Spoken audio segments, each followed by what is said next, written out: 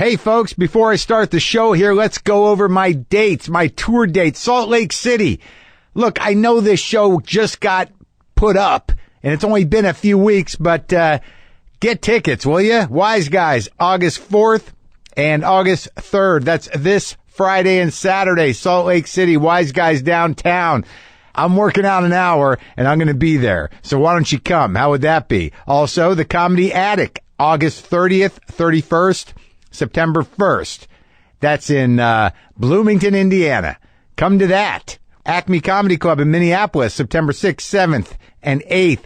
Denver, September 21 and 22.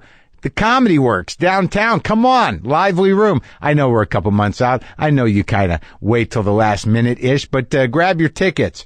Phoenix, Arizona, October 13th at Stand Up Live, all right? And you can get links to all of these dates at WTFpod.com/tour. All right. That's that. Let's do the show. Lock the gate!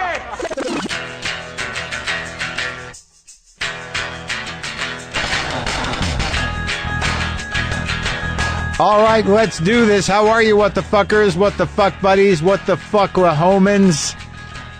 Yes, I read my email and I see the tweets. Occasionally, I'll throw a new one in there. Exciting news! Before I forget, it's been about like 6 or 7 years since we've had any new WTF T-shirts, right? Because I know a lot of you.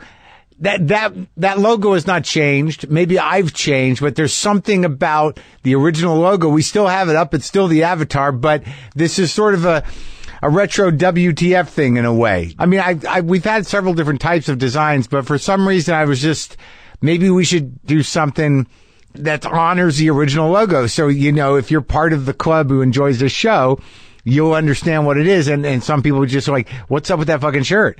Which is, you know, something you want people to say. So go get yourself a new WTF shirt at podswag.com/WTF or go to the merch page at WTFpod.com. We've still got the old shirts there and some posters. There's going to be more posters too. So go get some stuff. Would that be all right? Today is another double header. Basically, we've got Eliza Schlesinger, who's got her new special coming out. Wait. I know what it's called, too. Hold on. I've got it written down right here. Yes. Eliza, Elder Millennial. That's her new special. And Mila Kunis is here as well. I'd never met her before. Her new movie that she did with Kate McKinnon, who I'd like on the show. Hello? Anyone listening? Hello. Kate McKinnon, you're invited. Please come. The Spy Who Dumped Me. That opens in theaters on Friday. So, yeah, another big double show. I'm promoting it like it's an on-purpose double show, just so sometimes things fit together. Sometimes timed things. Sometimes times work out.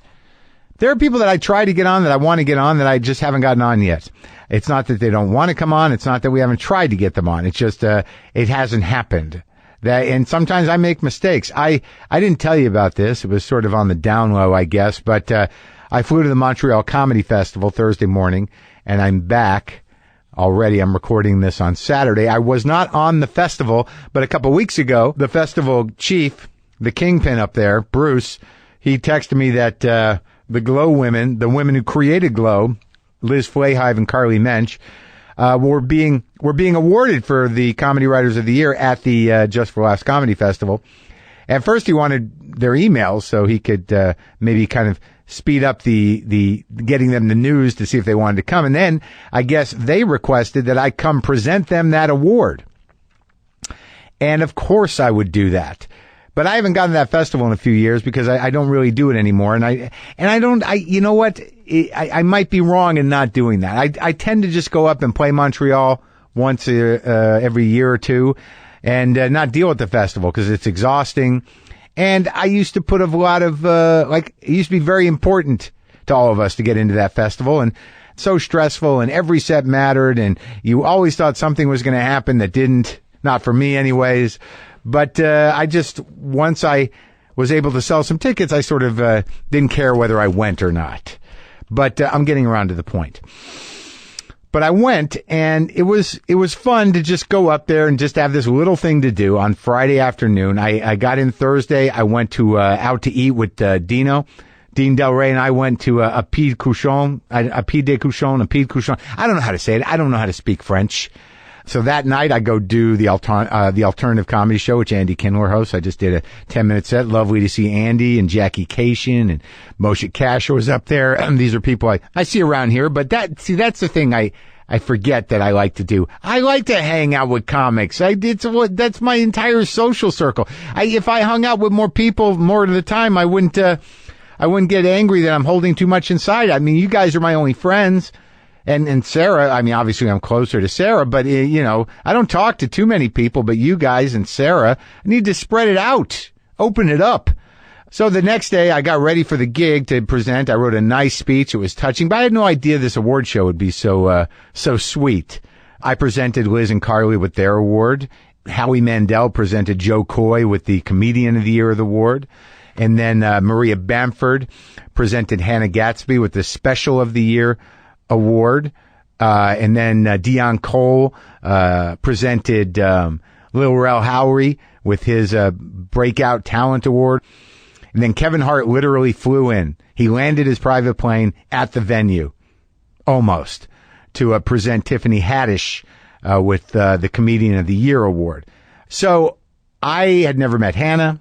I hadn't seen a lot of people, but it was nice to meet Hannah. I thought I'd never met Tiffany Haddish, but this is where, I make mistakes. I try to get people on, but apparently a few years ago, she approached me behind the Comedy Store. I think she was with friends and just told me, I'm going to do your show. I want to do your podcast. I'm going to do your podcast. She was just in my face about it in a friendly way, and I was laughing, apparently. I remember it vaguely, but I said, we'll see what happens. And now she's like, of course, one of the biggest stars in comedy. And now it's like, I guess we're going to see. So she's into it. That was nice. Chappelle was around. It was nice to see him. Had some nice pictures with everybody. With Chappelle on the podcast, I don't really ask him anymore. He knows. We go way back, and I don't think he's the kind of guy that'll do it. But it was I guess my point is it's interesting, and I don't know if you guys have this same situation, because comedy is a very specific racket where it's not unlike high school. You sort of start out with people, and then you see them here and there every year, every few years for decades. I mean, I hadn't seen some people in decades that I saw. It felt like it, at least 10 years, but they're all around. It's like, there's always a reunion possible with comedy, and it's always interesting to see how people are aging and who's still alive and who's doing okay and who's looks like they're barely hanging on. But, I guess that's with everything. But there is a sort of community element to stand-up that is unlike anything else, and it was certainly great to see everybody. But my point was, I do what I can to get people on. Now, maybe Tiffany Haddish will come on.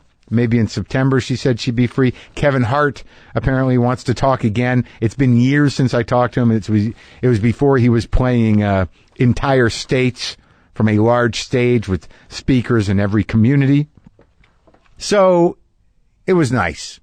If you think you're empathetic, there's one way to really tell if you're empathetic. Well, there's a few, but this was a big one for me because I realized it a few years ago. But I'll talk about that in a second, because right now I need you to hear me out for a second. Esports' most exciting game, Rocket League, is a sports action hit that combines driving and soccer for all the physics-based gameplay you can handle. More than 46 million players have already competed with online friends in Rocket League, and you should be next.